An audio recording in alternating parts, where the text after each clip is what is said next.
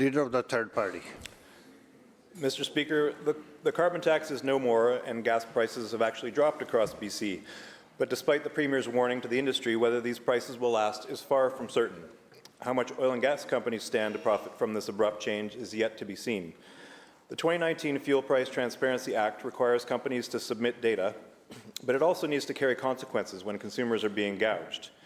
In the Sea to Sky, for years, residents have been paying the same or higher price for fuel despite a 12-cent per litre differential from the Translink levy, that they don't have to pay. So the FPTA has not benefited my constituents, despite the BCUC's data confirming that Sea to Sky drivers have been overcharged for 4 years.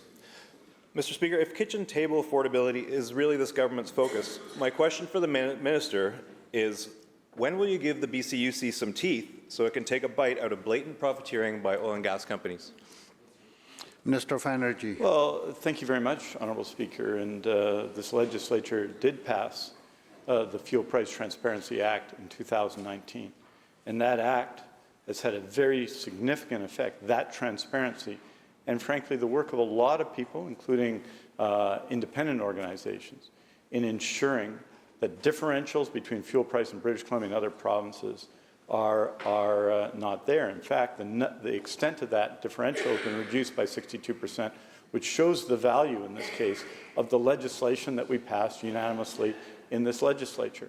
And there will be a continuing task, particularly in this time, when affordability is important for people, and when we have to ensure that the full value of the carbon tax cut goes to consumers. There will be, of course, important activity done by the BCUC in support of that. The member might well argue, and he presumably is arguing, for full regulation of prices in BC, but our act, Honourable Speaker, is based on transparency.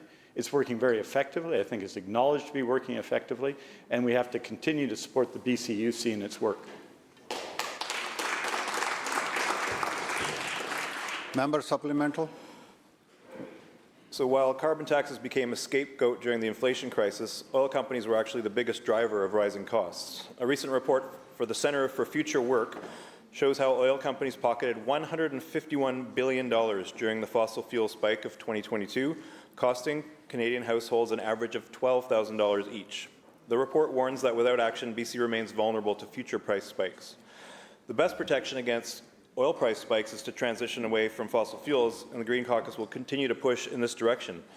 In the meantime, to the Minister of Energy, what will the province do to protect British Columbians and tax windfall profits appropriately to help cover some of these budget deficits? Minister.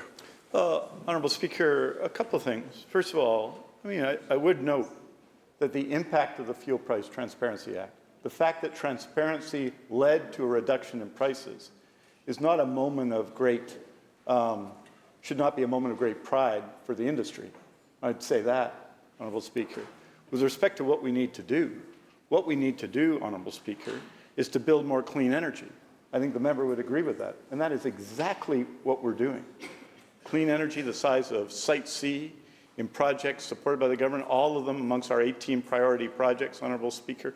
Wind and solar projects that are lower priced, Honourable Speaker, and will serve British Columbia for a generation, Honourable Speaker, and displace, when we do that, displace often energy resources that have to come from elsewhere. They're good for the economy for that reason. They're good for communities. They're good for regions, particularly in the interior of the province, and we've got to continue to do it.